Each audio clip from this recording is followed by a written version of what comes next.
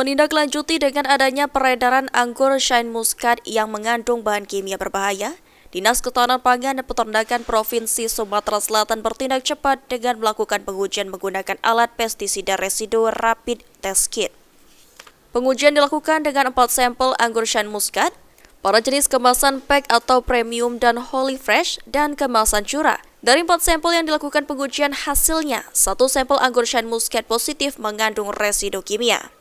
Ruzwan Effendi, Kepala Dinas Ketahanan Pangan dan Peternakan Provinsi Sumatera Selatan mengatakan, namun dari sampel yang positif berbahan kimia harus dilakukan uji laboratorium untuk mengetahui jenis bahan kimia dan untuk mengetahui residu pestisida apakah masih aman atau melebihi ambang batas untuk dikonsumsi.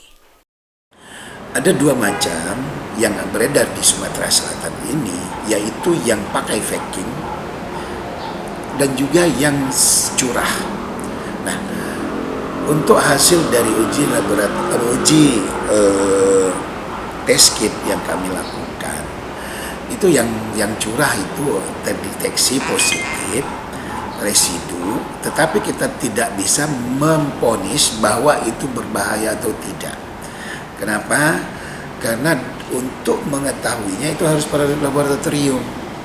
Tapi ada bahan kimia pada anggur tersebut. Sementara untuk anggur Shine Muscat yang positif mengandung bahan kimia diminta untuk tidak dijual kepada masyarakat dan dikembalikan ke distributor. Eki Saputra, PAL TV.